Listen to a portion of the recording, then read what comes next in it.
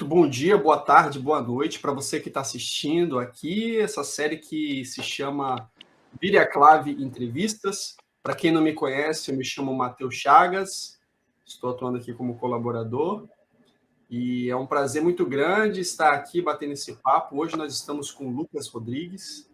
Ele, aos 15 anos, ele iniciou seus estudos de violão com o professor Felipe Ares no projeto Orquestra de Violões nas Escolas, na Escola São João Batista, em Cariacica, no Espírito Santo. Foi apresentado ao violão erudito em 2014, no LAP, Laboratório de Alta Performance Instrumental, com o professor Fabiano Maier. E desde então ele começou a se preparar para o vestibular na Faculdade de Música do Espírito Santo, Maurício de Oliveira, sendo admitido em 2018. Sob a orientação do professor Fabiano Maier, Lucas realizou apresentações solo e em grupos de câmara, como a Camerata de Violões da FAMES, e em 2019, fazendo parte do Quarteto Mochuara, se apresentando em Minas Gerais e Espírito Santo. Participou do concurso da FITO em 2019, em Osasco, São Paulo, sob a orientação do professor Caio Rodrigues, na FAMES. Além disso, ele também atua como regente no projeto Orquestra de Violões das Escolas, na Escola Professor Fernando Duarte Rabelo, em Vitória. Bom, sem mais delongas, gostaria de começar então esse papo com o Lucas Rodrigues. Seja bem-vindo, Lucas. Obrigado, Matheus. Boa tarde, né? Bom dia, boa noite, enfim, para quem estiver vendo. É um prazer estar participando aqui do vídeo, né, dessa série. Acho que vai ser uma caminhada bem interessante. Só tem a acrescentar, cara. É verdade, né, cara? Acho que tipo essas iniciativas que a gente tem, assim, de tá fomentando assim esse espaço da internet com música é sempre importante, né? Eu estava conversando, inclusive, isso Exatamente. com um colega recentemente sobre isso, assim, que, tipo, sei lá, 10, 15, 20 anos atrás, obviamente não é do seu tempo, né? Porque você é novo, você é jovem, mas acho que se bobear, você pegou um pouco dessa fase também, que era o advento da revistinha. Então a gente aprendia, muitas das vezes, a tocar ou acompanhava as notícias relacionadas à música através de revistinha, né? E hoje em dia tudo se virtualizou, né? Tudo foi para a internet. Só Sim, que sim. tudo assim, muitas das vezes nesse tudo assim não vai de repente aqueles não tem esse filtro, né? Essa curadoria, né? De ter um conteúdo realmente que passa por esse crivo de pessoas que saibam o que estão dizendo, né? Profissionais, etc. E hoje em dia acho que essa Exatamente. iniciativa do Vira Clave Entrevista é justamente isso, né? Trazer pessoas do meio musical que tenham assim um conteúdo importante, relevante, né? E que tem esse crivo, né, do conhecimento para passar, né? Não é verdade? É verdade. É que nem tem um pensamento que cada pensamento, na verdade, é uma verdade, né? Que cada pessoa tem uma necessidade. Então, se a gente sair buscando informação aí na internet, a gente vai achar coisas interessantes, mas cada pessoa tem uma necessidade específica. Então, por isso que é importante a gente ter também um contato, assim, com um profissional, enfim, com alguém que sabe te direcionar e filtrar esse tipo de conteúdo. Exato. E falando nisso, como é que foi que você começou, assim, na música e tal? Então, bora voltar lá em 2014, né, como você estava apresentando. 2014, na orquestra não, enfim, na Escola São João Batista, em Cariacica, apareceu, já estava rolava já um projeto que é a Orquestra de Violões, que é um projeto que rola até hoje. E na escola, começou no ano era meu primeiro ano letivo lá no ensino médio, nessa escola. E passou um professor lá na sala, chamando, convidando a gente para fazer as aulas de violão. O professor é o Felipe, o mestre até hoje, ele tá me dando os conselhos até hoje. Aí tá, passou a listinha, a gente foi anotando, um amigo meu, bora fazer? Bora. A gente foi e começou a fazer, o Alaf, inclusive hoje em Engenharia Elétrica na UFS. Então tá, né, a gente foi, começou a fazer as aulas, mais ou menos uns... Primeira semana eu já achei legal, o professor já tá com as músicas pra gente começar a praticar. E rolou aquela química, digamos assim, com o instrumento, né? Já tinha tentado tocar algumas vezes antes violão, mas sem sucesso, também sem professor, enfim. Aí a partir dali, já com o professor, já foi mais encaminhado. Até que um dia eu cheguei pro Felipe, foi no Facebook, se eu não me engano, que eu tinha visto um vídeo dele tocando quarteto Vitória de Violões, inclusive até você faz parte. Falei, caramba, isso aí é muito maneiro, cara. Era um universo que eu não conhecia até então. Falei, não sabia que o violão podia ser tocado desse jeito. Falei, pô, Lucas, que bacana. Bora então participar lá do LAP na FAMES, no laboratório. Na sexta-feira, me encontra em tal lugar e tal horário que a gente vai pra lá. Aí beleza, a gente marcou lá no centro lá de Vitória mesmo, lá perto enfim, lá perto da FAMES. A gente foi indo, chegou lá, já viu uma porrada de gente já tocando vários instrumentos pra caramba. Caramba, eu fiquei viajando mesmo, porque era uma coisa que eu não conhecia, não. Aí chegou lá no laboratório, sentei lá no banquinho e foi chegando a gente, foi fazendo aquela roda, aí foi lutar na salinha. Depois, aí perguntaram, quem vai ser o primeiro a tocar? Aí, eu não lembro, acho que foi a Sabrina. Sabrina, você conhece a Sabrina? Ela tocou Sabrina, uma sim. música lá, já. Isso, então. Tocou lá, eu já achei. Cada pessoa que tocava nesse mundo do violão clássico, enfim, do instrumental, já era uma surpresa que eu tinha. Aí dali então eu já quis me aprender mais, ler partitura. O Felipe foi me encaminhando também. Conheci o Caio também, o Caio Rodrigues, ótimo Sim, professor, inclusive. sim, sim. Pô, e é E bacana foi. E, sobre isso, cara, porque, desculpa te interromper, não, tranquilo. porque esse lance, assim, da FAMES, assim, porque é uma mudança muito drástica, né, que você tem, assim, quando você está tocando ali, né, para você, às vezes no seu quarto, às vezes até no ambiente escolar, ali onde é que as pessoas estão ali no nível de aprendizagem assim mais básica, você começa a tocar um pouco, você, poxa, beleza, eu estou tocando bem, né, e tal. Mas às vezes rola nessas situações assim, de você tomar um susto e você olhar para o lado e falar, caraca, o sarrafo é mais alto, né? Quando você chegou na FAMS, eu acho que foi essa a sensação também, né? Que, pô, aqui tem um pessoal que toca bem Isso. mais assim, e tal. E isso é muito bom, né? Porque isso pode ter é uma faca de dois legumes, né? Como diria, né? Uma faca de dois gumes. Porque isso pode ter um efeito tanto desmotivador, né? Tem pessoas que levam para esse lado de se desmotivar pelo fato de ver, assim, alguém tá tocando melhor do que eu, poxa, puxa vida, tal. E tem um lado oposto a isso, né? Que é do cara que se motiva com isso, né? Que fala, não, se ele chegar, eu também posso, né? Eu acho que foi um pouco do seu caso, né? Isso, cara, é até interessante a gente entrar nesse assunto, porque muitas pessoas acham que a gente tem que nascer com um dom para tocar bem um instrumento, ou qualquer que a gente for na vida, bem. A gente tem que nascer com um dom para aquilo, senão, se você não nascer com um dom, você não vai conseguir fazer. Mas isso daí é um mito. O negócio é você estudar e botar a cara mesmo. E nem na questão do instrumento, é você saber direcionar. Quem você comentou de saber absorver de forma positiva. Se a gente absorver de forma negativa, que é o lado pessimista, a gente vai pensar, não consigo, não nasci com esse talento, dom, enfim. Mas já quando você absorve positivamente, aquilo lá vai te acrescentar, você vai ver como um desafio, na verdade, não como uma barreira. Sem sombra de dúvidas. Mas, Lucas, antes de você continuar, cara, eu acompanhei um pouco do seu processo, assim, de iniciação, vamos dizer assim, né, na música, mas antes da orquestra de violões, você nunca teve nada, zero, zero, zero, nenhum contato assim com música, com algum instrumento musical? Só ouvindo mesmo. Peguei o violão uma vez, que um amigo que estudava comigo, Guilherme, o nome dele, me ensinou a tocar Back in Black do AC/DC. Mas Aham. eu fazia o acorde lá com o dedo todo duro, não saía nada. Foi só isso mesmo, até que eu cheguei no primeiro aula, mostrei pro filho, aqui ó, toco Back in Black. Ele, pô, maneiro, cara, ele tocou já o Thunderstroke lá, só com a mão, caraca, fiquei viajando. Aí eu vi que realmente o violão é um instrumento muito versátil, a gente pode fazer várias coisas nele. E não só essa, assim, do senso comum que a gente vê que o violão é só um instrumento de a gente fazer acordes e tal. É um instrumento solístico também. E você tem também um pouco você citou a respeito do Back in Black e tudo mais, e você tem um pouco dessa predileção, assim, não só do violão brasileiro, do violão, da música clássica, mas você também tem também um pezinho lá no heavy metal, né? No rock e tudo mais. Você acha que isso, de certa forma, também acabou influenciando também por esse seu lado musical também? Sim, sim, eu tinha um sonho quando era mais. Tinha, é que os sonhos mudam também, mas uma vontade, vamos dizer assim, de tocar guitarra. Tanto que eu comecei pelo violão para mim, vou pegar o violão para me pegar umas técnicas e depois eu para guitarra.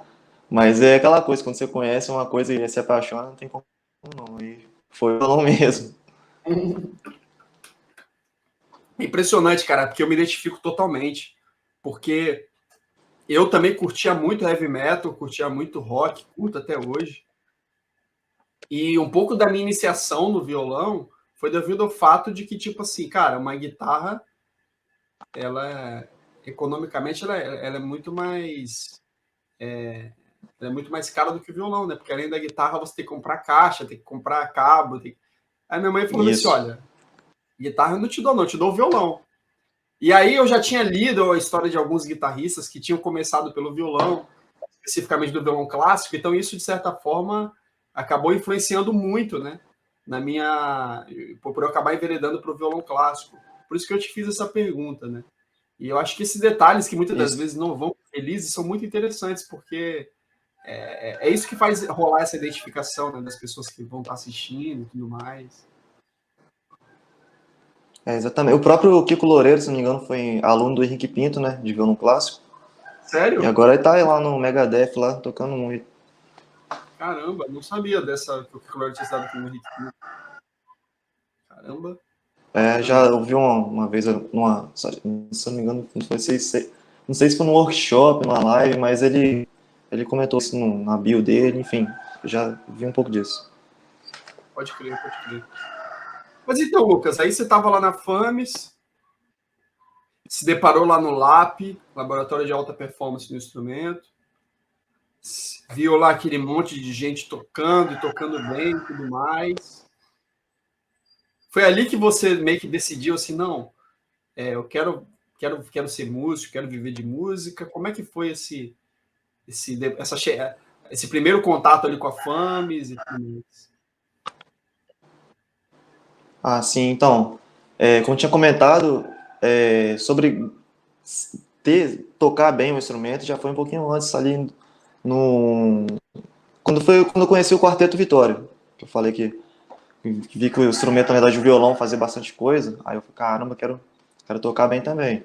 Mas ser músico mesmo foi uma vontade assim que eu fui, na verdade, ao longo do caminho. Depois que eu até fiz um vestibular para o CFM, não passei, a partir dali eu tipo, dei uma acordada e pensei, agora eu vou estudar mesmo, que é uma coisa que realmente eu quero e vou fazer. Até que eu fiz o vestibular para o bacharelado e passei. Perfeito, perfeito. E mais um outro ponto, né? De que se poderia.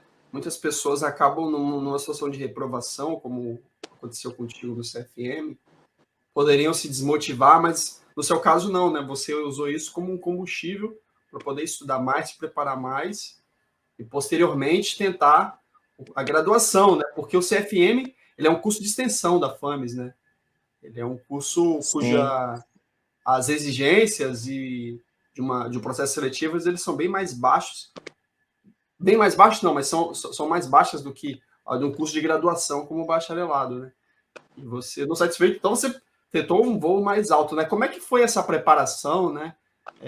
Não só teórica, mas como prática, né? Já vista que o processo seletivo de uma graduação, assim, o curso superior em música requer conhecimentos gerais, mas também conhecimentos específicos.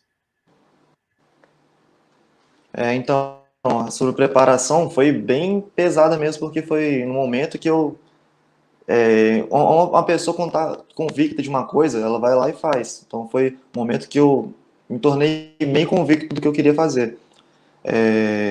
Como eu tinha comentado, não que eu tenha reprovado também, né, mas desclassificado, vamos dizer assim, porque eu fiz a prova de instrumento pro CFM, passei, e na teórica eu perdi o dia, simplesmente eu não tive muita atenção no edital e perdi a prova teórica.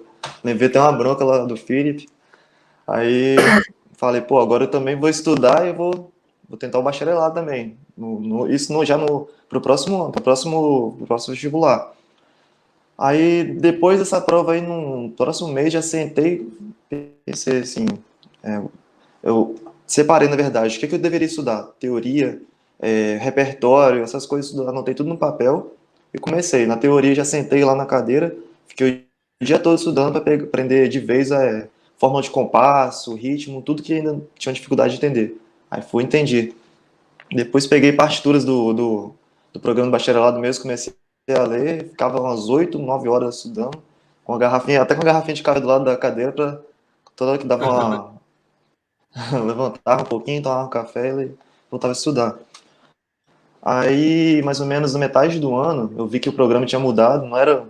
Tinha até começado a estudar já uma peça do programa que era Reboliço, do João Pernambuco, né? E já tinha lido ela e o programa parece que tinha mudado. Tá beleza, vamos estudar também esse outro programa novo aí que vai sair. Aí peguei, engatei também, comecei a estudar pra caramba e rolou, saiu. Pois é, né, cara? E você lembra do programa que você tocou na prova? Sim, sim, foi Canários de Gaspar Sanz, uma peça barroca. Teve Angústia do Maurício de Oliveira e o estudo número 23, a Opus 60 do Carcassi, Mateu Carcassi. Ah, pode crer. E você teve mais. Qual que foi assim que deu mais trabalho, né? A prova prática ou a prova de conhecimentos teóricos ou conhecimentos gerais? Ah, com certeza foi a de teoria. De instrumento eu tava sempre ali, é porque se torna um vício você pegar o violão, sentar lá e ficar tocando, é um vício. Já a teoria costuma ser digamos assim, parte chata, não para todos, tem algumas pessoas gostam mais de estudar teoria, mas para mim sempre foi assim, uma parte mais chatinha de sentar e absorver mesmo, porque eu queria estar todo o tempo com o violão na mão e eu pensava assim, se eu estiver gastando meu tempo em outra coisa, minha técnica não vai evoluir, era tipo uma obsessão que eu tinha, mas eu consegui controlar isso aí com o tempo. Pois é, né? Porque, tipo, a teoria é aquele mal necessário, né? Ao qual muitas das vezes a gente só Isso. vai sentir falta quando a gente não tem ela. Ou melhor, a gente vai só perceber o quanto que ela é importante quando a gente começa a ver assim, a contextualização dela assim, na prática, né? Porque às vezes a Na teoria verdade, não que seja musical. um mal necessário. Ah, Pode falar, desculpa. não, não, é porque, tipo assim, às vezes, assim, a gente acaba aprendendo a teoria musical de uma forma muito desassociada com a prática. Então, muitas das vezes, para quem, principalmente para quem, assim, nunca teve muito contato, assim, com a teoria, isso pode ser algo, assim, um pouco que acaba mais espantando do que necessariamente atraindo, né? Mas depois que a gente estuda e começa a ver o sentido na prática ali, né, no fazer musical, a gente começa a valorizar, assim, né, a importância, né, da teoria musical, né? Isso, que nem você tinha falado, a teoria não que seja uma parte assim mais um mal necessário, mas o estudo dela, a gente pegar, sentar e estudar, isso é que é um mal na verdade é a parte chata, porque a teoria depois que você compreende faz um bem pra caramba, tanto na sua técnica que você amadurece também, você entende algumas coisas que você fazia, não compreendia, e musicalmente também, você vê como que deve soar alguma coisa, então é uma coisa que complementa a outra e se torna uma harmonia, né? Digamos assim. Exato, exato. E durante essa preparação, você continuou participando, eu creio que você deva ter testado esse repertório assim, do programa da prova muito no LAP, né? Sim, Ou não? também. E, inclusive, eu peguei, nesse período mesmo da preparação para o bacharelado, eu tive a doideira de ficar pegando peças de fora. Peguei, inclusive, peças do quinto período, quinto não, isso, do quinto período, lá já do bacharelado, antes de entrar no bacharelado. Aí chegava ali em uma semana, inclusive uma lá que eu li foi Una Limosna por el Amor de Dios, do Barrios. A peça do quinto período, já faltando 2 meses para a prova do bacharelado, fui li ela toda. E ainda li a Choro da Saudade de Barros também. Aí o Felipe, cara, faz isso não, vai estudar esse repertório aí da prova. E eu, beleza, mas eu continuei tocando. Aí, inclusive, depois disso aí, que eu peguei essas peças, a Una Limosna, até hoje eu toco ela. Pois é, um trêmulo, né? Um trêmulo. Isso.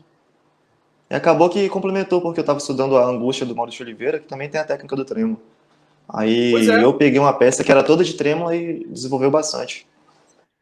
Pô, aproveitando o ensejo, bom, essa, essa conversa aqui ela vai ser transmitida no YouTube, então pode ter tantos músicos, violonistas, mas também pode ter pessoas leigas. Então, para quem está assistindo aqui esse vídeo e não sabe o que é um trêmolo, assim, dá uma explicada assim, de maneira resumida, assim, o que é o trêmolo, né? Sim, sim.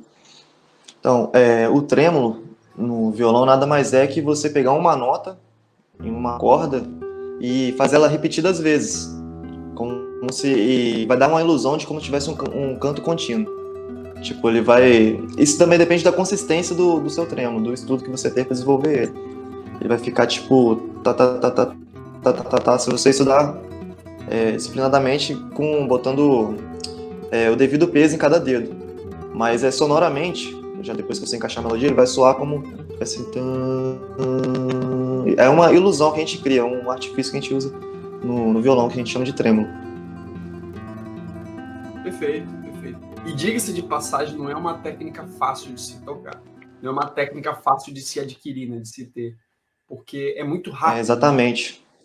É muito Além de rápido. ser rápido, você também tem que ter um controle, não só, como comentei, do peso nesses dedos, porque a gente tem diferentes tipos, diferentes pesos no dedo, que a massa é diferente. Inclusive, ó, esse dedo meu é menor que esse, então, naturalmente, o som vai ser mais leve. Então, eu vou ter que fazer exercício para deixar ele tentar igualar a esse dedo que já é um pouco mais pesado.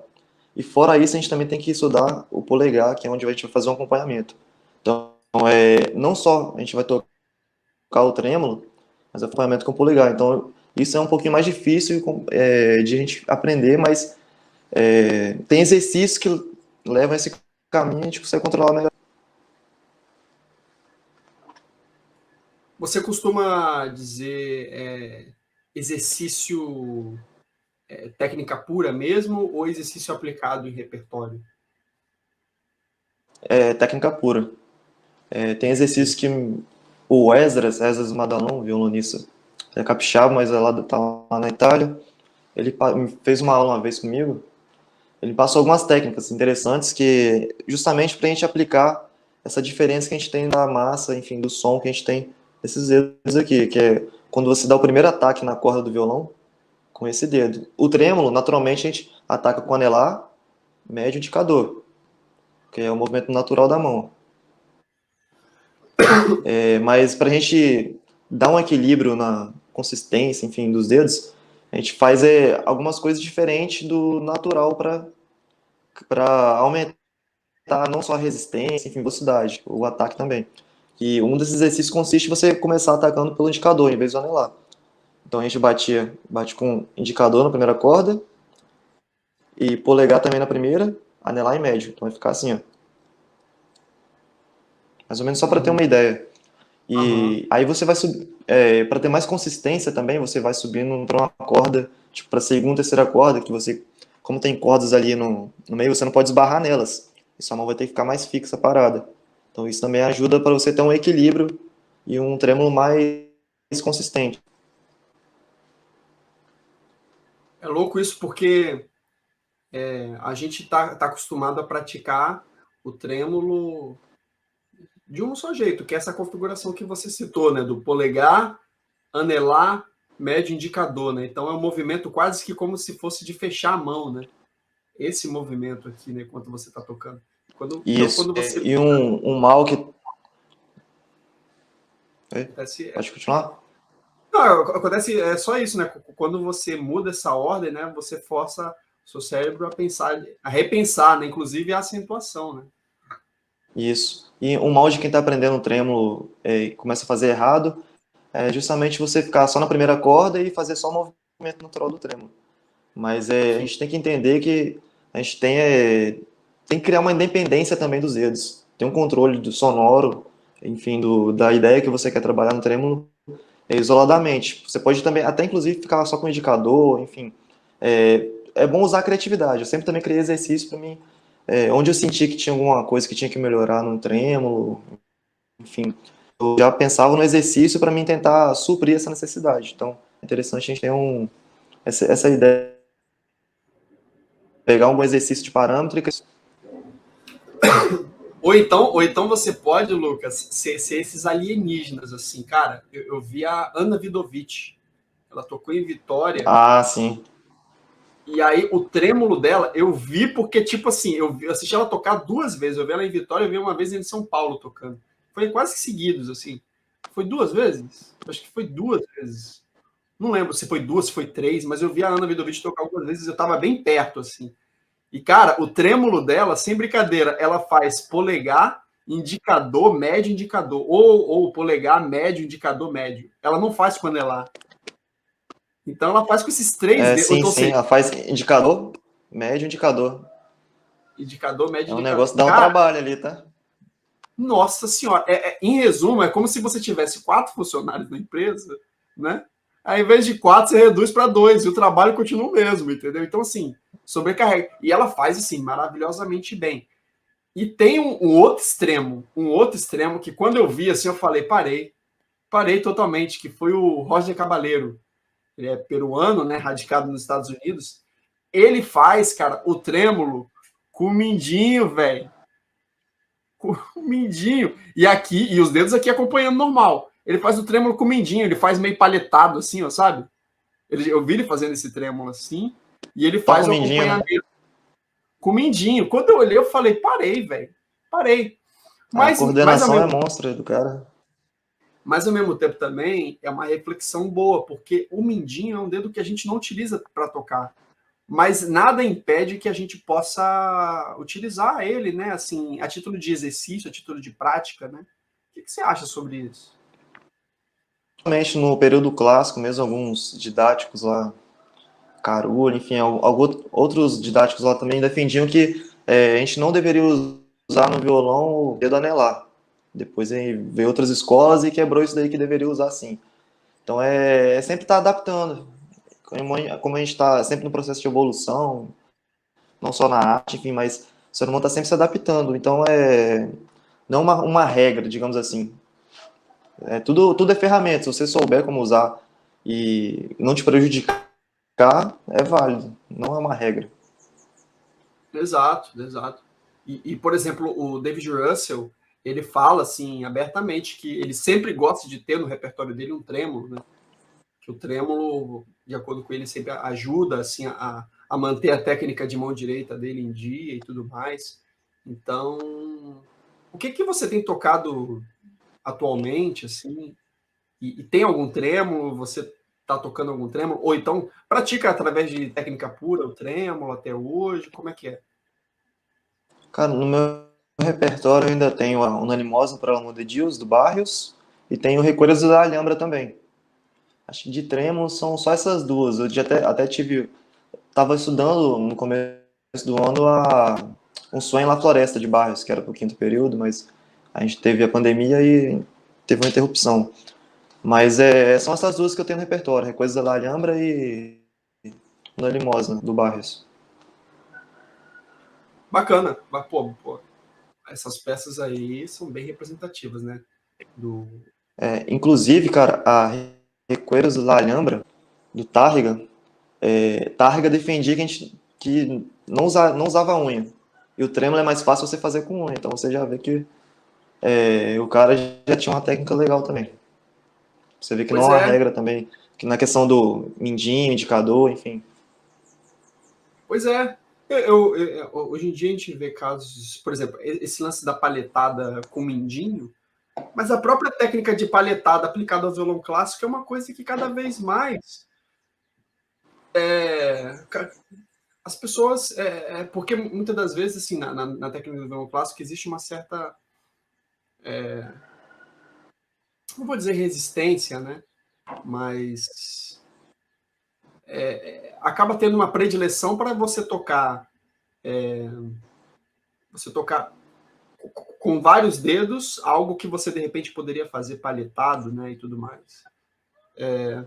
Mas eu venho Isso. observando isso, até mesmo o próprio Christian Noza, né, que é do Quaternália, ele muitas das vezes ele toca lá os trechos do quarteto com palhetada, né? Trechos, inclusive, que ele poderia tocar com os dedos, mas ele toca com palhetada, né?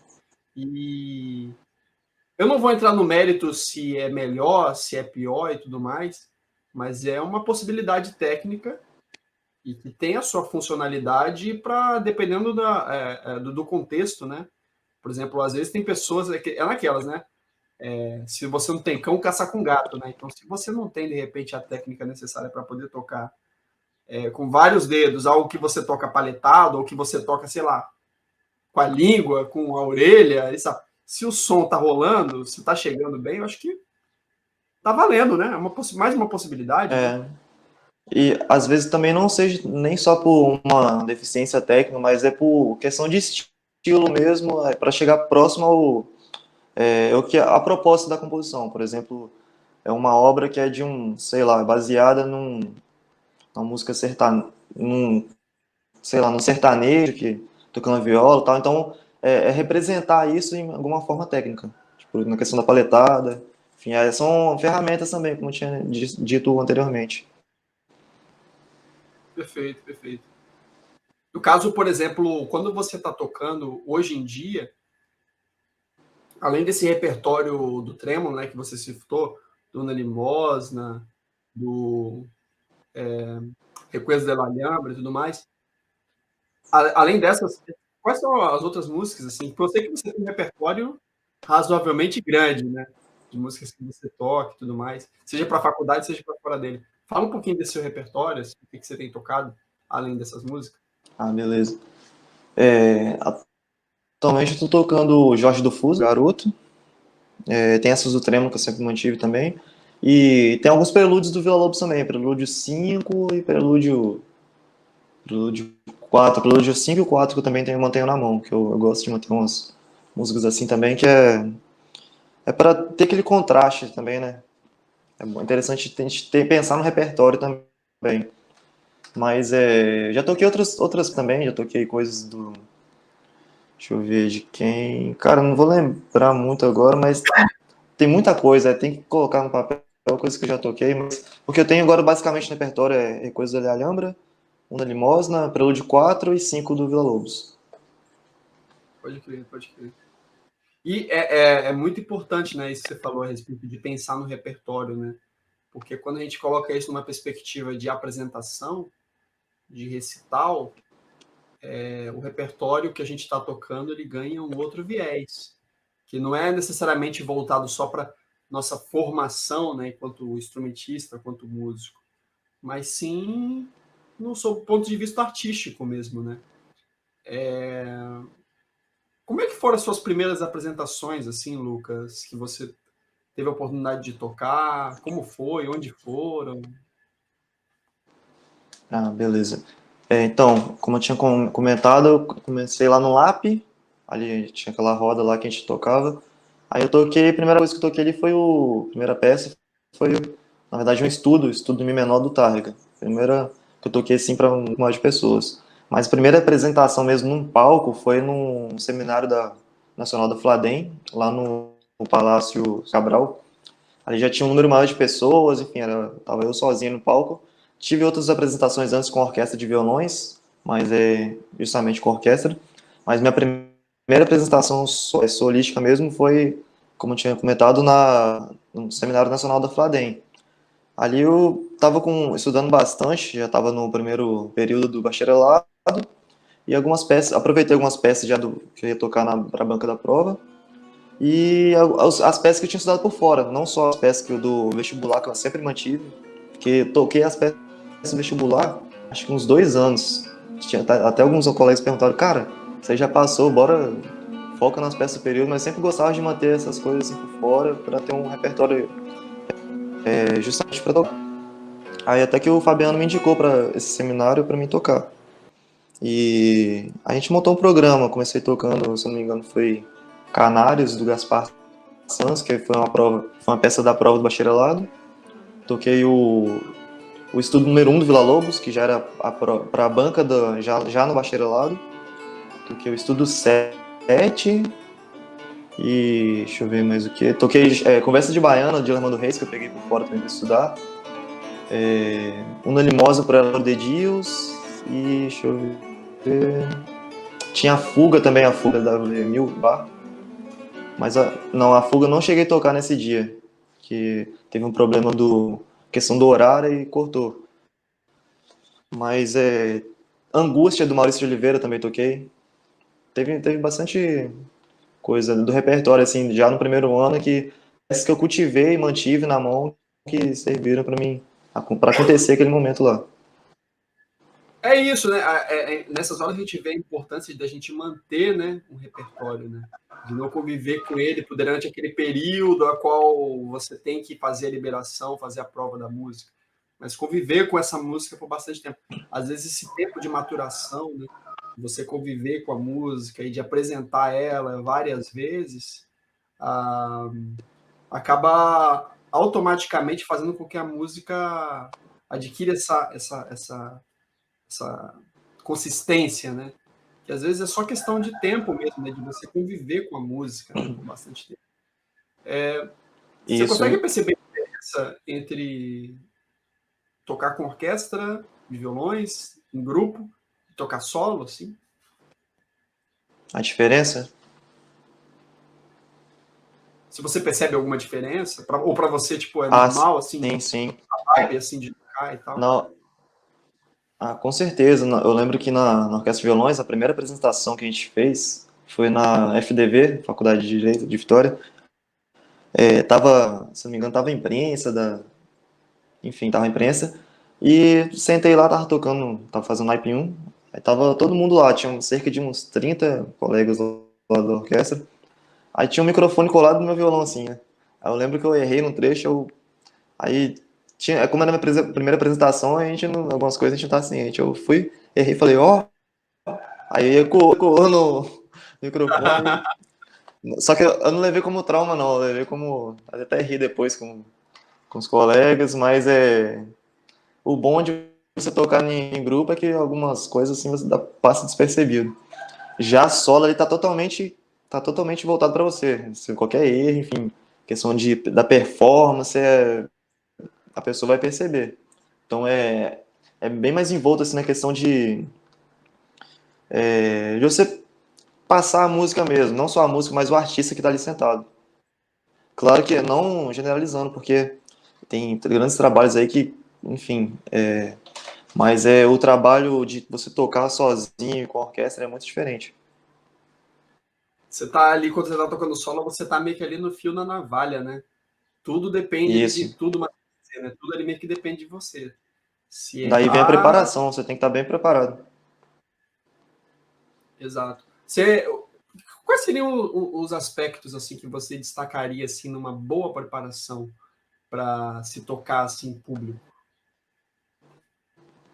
Então, primeiro de tudo, uma vez o Hanna, ele fez uma aula com a gente sobre formas de estudo, enfim, que a gente tem um estudo de base e um estudo de performance. O estudo de base é aquele estudo que você, tirando a peça, você está sendo repertório, compositor, digitando, enfim, você está pegando a música mesmo. Já o estudo de performance, você já resolveu o estudo de base, já está tocando bem a música, mas você vai estudar agora a sua imagem, enfim, o que você quer passar ali no palco. Aí, inclusive, uma coisa que ele falou, Hannah, que é você estudar na sua performance, já, no jeito que você vai tocar, com a roupa, enfim, botar um espelho, se gravar, e ficar analisando o gestual, tudo que envolve a performance mesmo. Então, é importante separar nesse processo de estudo, se a gente tiver um objetivo, por exemplo, de eu vou tocar daqui 3 meses. Aí já estou preparando o repertório, eu tenho que ter, mas no mínimo, assim, um mês, digamos assim, para preparar na questão da performance mesmo. Você considera que essa mesma preparação se aplica também para concursos? Você participou de alguns concursos, né? De um concurso, né, que foi em Sim, São Paulo. sim, exatamente. Porque a gente nunca sabe qual o critério da banca, né? Então é importante a gente trabalhar tudo. Não só, principalmente a técnica, porque você tem que estar bem resolvido ali na técnica para você botar a cara ali. Ou não, tem outras pessoas que vão por experiência mesmo, mas a técnica bem apurada e trabalhar a imagem, porque a banca ali não está só avaliando a peça que vai ser bem tocada, mas o artista também, né? Então é importante esse conjunto todo. E como é que foi assim a experiência de ter participado do concurso? Você, você acredita que foi uma experiência positiva, uma experiência negativa? Foi o concurso Villa-Lobos da Fito, né, em Osasco, que você participou. Isso, isso. Que ano Cara, que foi uma foi? experiência. Oi, pode falar. Foi em que ano? Foi ano passado, 2019. 2019. Pô, Foi bacana. isso. Conta aí como é que foi assim essa Cara, foi experiência. uma experiência que se tivesse que fazer eu faria de novo. Eu acho importante no processo, assim, não só do estudante, mas quem está no meio fazer esses concursos para você ter aquele intercâmbio. Você é que nem a questão que a gente tinha comentado do quando você está conhecendo algo novo que você leva pro ou plano negativo ou positivo. Tem gente que vai no concurso e, sei lá, perde, enfim, não tem o resultado esperado e, não consigo mais, sei lá, se frustra. Mas eu não vejo assim, vejo de forma positiva. Além de eu estar adquirindo conhecimento, eu estou vendo que meu mundo não é só aqui, não é só aqui onde eu moro, né? Você pode tocar bem aqui onde você mora, sempre vai ter pessoas tocando bem em outros lugares também. Então, eu acho importante esse intercâmbio dos concursos. Exato, exato. E administrar esse lado emocional, psicológico, é uma das coisas mais importantes, eu diria assim, não só para ser músico, mas para a vida de uma forma geral, né?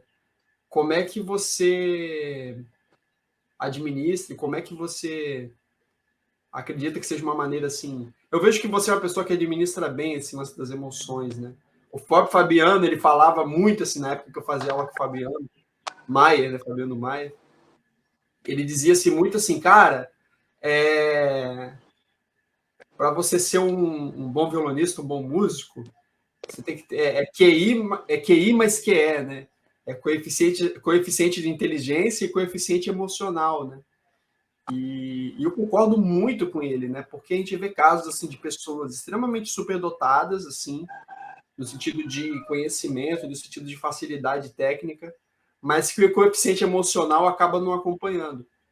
E vice-versa também. Tem pessoas que psicologicamente são muito boas, emocionalmente, né, e tudo mais, mas a técnica também acaba não compensando, né? E aí entra o fator também dedicação na jogada e tudo mais. Então, como é que É até você interessante. pensa sobre isso, assim? O próprio Fabiano também diz que tem o fominha, né, e o disciplinado, que é do QI e o que é. O fominha é aquele cara que tocando da hora mesmo, e o disciplinado é o cara que também vai tocar bem, mas ele tem ali tudo já organizadinho. Então, é uma coisa que ele sempre me falava que é você dosar os dois. Então, eu aprendi com ele, naquele processo de estudo, antes do processo de estudo, na verdade, que eu tava bem fominha, enfim. Aí com ele eu aprendi a dosar isso, de ser disciplinado e fominha ao mesmo tempo. Inclusive, quando eu tava no processo de estudo do estudo número 1 do Villa-Lobos, eu tava aprendendo a mão direita ainda do estudo. Aí não tava saindo de jeito nenhum. Ele falou, cara, você vai fazer isso 10 mil vezes. Eu achei que tava brincando, mas ele realmente ele tá falando sério. Aí eu comecei a adaptar uma forma de estudo para mim não perder a conta, porque como era várias vezes, eu fazia a cada 10 vezes e anotava no caderno, botava o número 10 e fazia um tracinho. Aí nisso fui fazendo, deu em torno de 5 mil, não fiz as 10 mil não. Mas até que saiu e até hoje eu toco também o estudo 1 do Vila Lobos. Sai, se eu for tocar, sai. Tantas vezes que eu repeti. Pois é, né? É importante, eu acho tão importante esse lance da gente mensurar. Eu gostei dessa estratégia aí que o Fabiano utilizou com você. Eu não sabia dessa história, eu vou começar a usar comigo e com os meus alunos também. Né? Porque é tão importante a gente registrar assim os nossos processos, porque isso é uma forma da gente mensurar também um pouco da nossa evolução, né? E esse registro pode ser tanto na escrever no caderno ou até mesmo gravar um vídeo tocando. Uma das coisas que eu mais sinto falta, até comento com muitos amigos, assim, é o fato de não ter tido tantas gravações minhas, assim, em vídeo, tocando as músicas, assim. Eu tenho algumas gravações, mas não tenho muitas, né? Não tenho muitas. Eu teve músicas que eu cheguei a tocar muito bem, mas eu não tenho gravação delas, né? Então, esses registros assim é muito importante, né? Porque depois vai passar o tempo, você vai querer, nossa, como é que eu tocava essa música tal ano, né? Como é que era e tudo mais. Então, é importante ter esse registro, né? Assim, você costuma anotar, usar alguma tabelinha, ou você costuma se gravar? Como é que você costuma registrar assim a sua evolução? Então, eu gosto bastante de chegar no Instagram mesmo, que é onde a gente tem bastante. Enfim, é o que tá movimentando hoje é no Instagram. E quando eu tô estudando, é postar um videozinho lá do que eu tô estudando. Eu tiro uma foto na partiturazinha lá que vou começar a estudar. Depois posto um vídeo do que eu já li dela. E se eu estiver fazendo um desafio, por exemplo, de tocar alguma escala, uma coisa assim, eu mostro todo o processo de evolução. Desde a leitura até com o metrônomo. É legal a gente mostrar isso, que mostra que você tá movimentando mesmo, você tá estudando. Como se E fosse um é bom para diário, né? algumas pessoas também, né? Algumas pessoas que também estão estudando não só com professor, mas por conta própria, você acaba, sei lá, a pessoa pode absorver ele, legal, acho que pode funcionar comigo também. Então é interessante, é meio que você compartilhar mesmo. Exato, exato, exato. E o Quarteto Mochuara? Quarteto formado aí por você, pelo Rosenthal, né?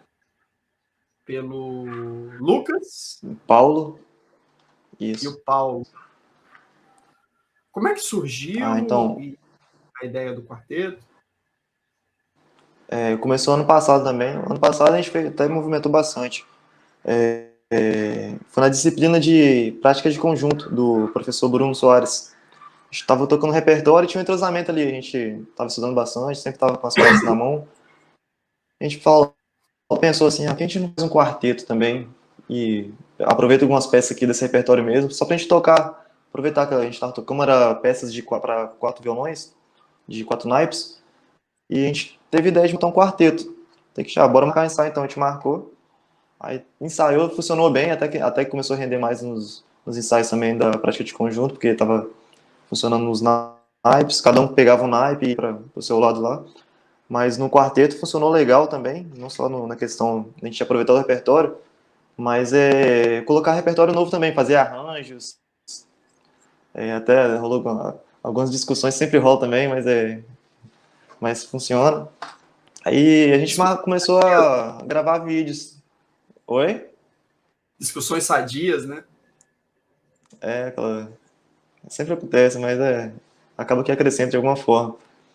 Aham. E a partir dali o Matheus Rosenthal, ele teve um amigo dele lá que conhecia o apresentador lá do Eu Sou Samba, que também apresenta a Rádio Espírito Santo lá, é locutor. Aí ele entrou em Francisco contato com a Torres. gente pra gente gravar lá na rádio. Aí a gente foi conversando e preparando o repertório, a gente foi lá e gravou na rádio também, na Rádio Espírito Santo, no ensaio geral, programa ensaio geral. Depois a gente gravou também no Eu Sou Samba, e a gente foi convidado também para tocar lá no Conservatório Lia Salgado de Leopoldina, Minas Gerais, que inclusive foi a ex-professora do Matheus que convidou a gente. A gente tocou, conheceu a cidade muito legal, bem receptiva, e lotou lá. A gente vê que lá é um lugar assim que absorve bastante cultura, então foi bem uma experiência bacana. A gente também fez um show ali em Vitória e a gente tocou também foi no IPEDOC, foi ali em Cariacica. Teve um encontro cultural que teve vários artistas, a gente tocou para alguns poetas, enfim, bem bacana, a gente tocou bastante ano passado. Pô, que bacana mesmo. Eu acho que essa diversificação assim nas atividades enquanto músico é o caminho, né? Você tocar como solista, tocar com orquestra de violões, tocar como quarteto, e além desse Isso, lado dele. Pode falar. e o mais legal na questão, quando a gente estava conversando, do repertório, que é um quarteto, enfim, quando tem vários violões ali reunidos, sempre chama atenção. Então, se você tem um quarteto ali, coloca um repertório também que você sabe que o público vai gostar, vai dar certo. Então, a gente tem também no repertório, a questão botou bastante música popular, músicas do Maurício, por exemplo, a Ardiloso, o pessoal sempre gosta, sempre fala, toca Ardiloso aí, lá em Minas Gerais, a gente chegou lá, o pessoal já queria que a gente tocasse já. Então é interessante essa questão do repertório também para grupos, enfim, conta muito. Você acaba tendo um leque muito maior, né, de repertórios que muitas das vezes tocando solo não teria essa possibilidade, né, de se fazer. É uma das grandes vantagens assim, de se tocar em grupo, assim, especialmente grupo de violão, né? Mas eu queria que você falasse um pouco da sua atividade enquanto professor também. Haja vista que, além de performer, você também dá aulas e tudo mais. Conta um pouquinho sobre a sua experiência e de como é que é estar hoje no lugar onde é que antes você ocupava só que na posição de aluno, né? Agora mudou, agora você está do outro lado, né? Você também é professor. Conta um pouquinho para a gente, um pouco dessa sua experiência. E aí, como tinham falado lá atrás, lá da Orquestra de Violões, foi em 2018, teve um concurso de novo enfim, para instrutores, e eu fiz e consegui passar para ser instrutor da Orquestra de Violões também. Não consegui pegar a escola que eu dei aula, né, porque tinha um grande instrutor lá já, mas então, eu peguei a Fernando Duarte Rabelo, uma escola aqui no centro de Vitória, perto da Fama, mas foi, na verdade, não a Fernando Duarte Rabelo, foi depois, eu peguei, foi a linha André Carlone. Aí teve um problema com o instrutor que estava na Fernando Duarte, questão de horários, a gente trocou, aí foi para Fernando Duarte Rabelo. Isso foi em outubro de 2018, final de outubro mais ou menos. Aí dali eu fiquei até esse ano, e foi bastante legal, é uma experiência bem diferente, porque eu lembro que no primeiro dia que eu entrei na sala, antes eu já preparei um plano de aula todo dia, pensando nas coisas que eu vi lá como aluno, como deveria passar como professor também, coisas que eu vi que funcionaram comigo. E a gente vê que a gente tem, meio que um susto a gente chegar assim de cara, mas depois se torna uma atividade gostosa, que a gente vai se adaptando, vai sabendo lidar com as coisas. Então, assim, eu diria que não foi só bom para mim profissionalmente, mas como pessoa também. Foi uma coisa que mudou totalmente minha vida. E apresentações, e como a gente está ali, tá lecionando um grupo, está assumindo um grupo, a gente tem bastante responsabilidades. Então, eu diria que, como comentei, é uma coisa que me acrescentou, me fez crescer não só profissionalmente, mas pessoalmente também. Multiplica, né? Você pega esse conhecimento que você recebe, que você recebeu, e joga para frente, né? Isso acaba, de certa forma, também dando espaço para que novos conhecimentos cheguem até você e o processo continue, né? Então, é muito importante isso, né? A gente compartilhar, né? Tem até aquela frase do Mário Sérgio Cortella que fala, né, que tipo, conhecimento e afeto são duas coisas cujas quais quanto mais você guarda, mais você perde, né? Então, quanto mais você compartilha, melhor, né? Porque é o processo natural assim das coisas, né? Você você colhe aquilo que planta, aquele papo motivacional, não vou entrar aqui muito nesse mérito, porque senão acaba virando coach, né? Então, eu estou longe, nem tem essas coisas. Mas, Lucas, e o presente, cara? Como é que está sendo? A gente está gravando essa live durante o período de pandemia, né? E conta pra gente como é que tem sido assim um pouco desse período assim para você, o que você tem feito, como é que tem sido as atividades na faculdade de músicas, a sua atividade também enquanto professor, tocando, dá um panorama. Então, a gente teve que se adaptar, né? Foi uma mudança, assim, bem... Foi meio que foi uma mudança que não só para mim, mas para todo mundo, né? E para o professor, então, foi um desafio. Ainda mais lidando com orquestra de violões, que é um grupo, a gente tem que seguir uma série de adaptações ali, tentar fazer rolar. O que a gente fez foi just conversar com os alunos, ter aquele contato, ver a necessidade de cada um. Alguns alunos que não tinham instrumentos, a gente teve que dar um jeito de fazer funcionar, fazer aulas de história da música, enfim, aulas, jogos musicais, e sempre fazer realmente o aluno absorver aquilo.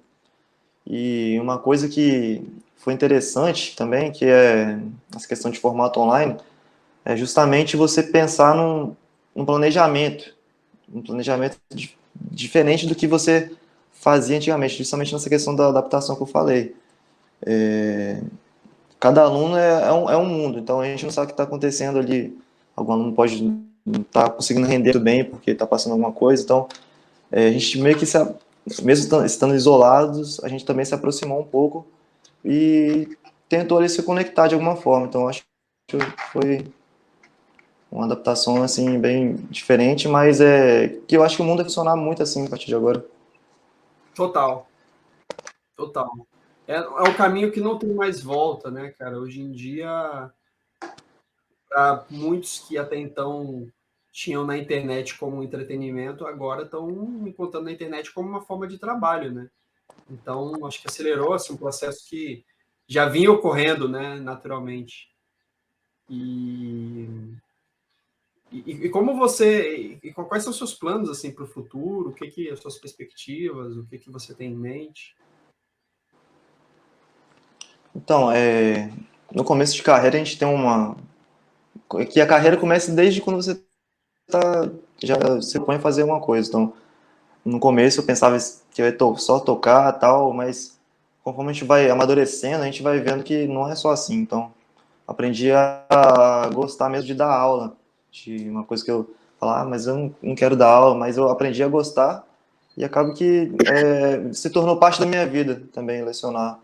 Então, assim, de planos para o futuro é continuar semeando, cara, estudando e sempre passando meu conhecimento, que é uma coisa que não só me acrescentar, mas também faz um mundo melhor, né? Porque tem tantos artistas e músicos que tem que é reprimido que a família, sei lá, ou falta de oportunidade, acaba não conseguindo seguir esse sonho, então a gente acaba sendo um intermediador para esses jovens, aí, adolescentes, enfim, crianças, e direciona eles, né? Que, assim, nem todo mundo quer ser músico, mas ali sempre vai ter alguém que vai querer ser e a gente acaba sendo, querendo ou não, a gente se torna uma referência para eles. Exatamente, exatamente.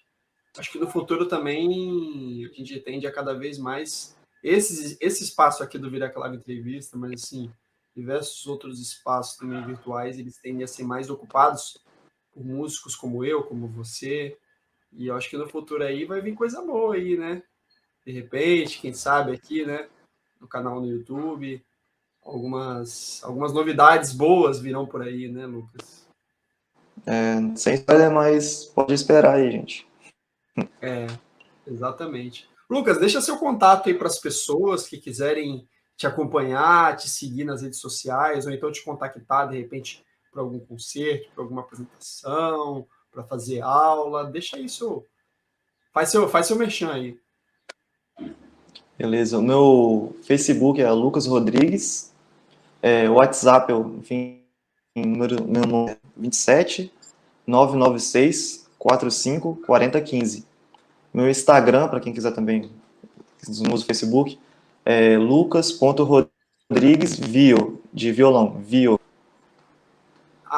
@lucas.rodriguesvio. Isso. Show de bola. Então, através desses contatos, vocês podem falar com o Lucas, contactá-lo. E, Lucas, cara, queria realmente agradecer por ter aceito o convite. Muito obrigado por ter participado do Viraclave Entrevistas. Você é uma pessoa, assim, ao qual eu já conheço já há algum longo tempo. Ao longo tempo, não, mas eu já conheço há um bom tempo, né? Desde que você estava começando, assim, no violão. E acompanho a sua trajetória. Admiro muito assim você como violonista, como músico, e é muito legal acompanhar também a sua trajetória enquanto pessoa, né? Você era muito mais tímido do que hoje, né? E hoje em dia você está cada vez mais desenvolto, falando. E eu acho que a música, de certa maneira, tem uma influência um pouco grande nisso, né? De trabalhar também não só as questões musicais, as questões técnicas, mas também de trabalhar as questões humanas, né? Então, é muito legal ver esse seu desenvolvimento, não só musical, como humano também. Vou deixar você com as considerações finais e aí a gente encerra este vídeo, essa transmissão com chave de ouro. Tá bom? Muito obrigado aí pela participação mais uma vez. Obrigado você, Matheus. A gente só tem a esperar coisas boas agora desse programa, que, como eu comentei no começo, que é uma coisa que vai estar não só pra gente, já tá no meio aqui, mas pessoas que não tem uma direção, que vai, sei lá, pode estar navegando no YouTube e ver lá, ó, um podcast, sei lá, de sei lá, vai abrir aquele vídeo aqui e talvez pode se interessar e, enfim, a coisa é importante. E, cara, é isso. Espero que todo mundo tenha entendido a questão da timidez, como o Matheus comentou. Sempre fui bastante tímido, mas trabalhei com pessoas. Então, você meter a cara mesmo e que você vai amadurecendo. E é isso, cara. Agradecendo aqui o convite, a participação. Espero no futuro participar de novo e com outros projetos aí, né, Matheus? Com certeza. Aguardem que novidades virão, né? Ou não, mas eu acredito que vai vir novidades boas por aí. Vou deixar em aberto aí. Aguardem a cena dos próximos capítulos. Então, é isso. Fechou. Valeu! Valeu.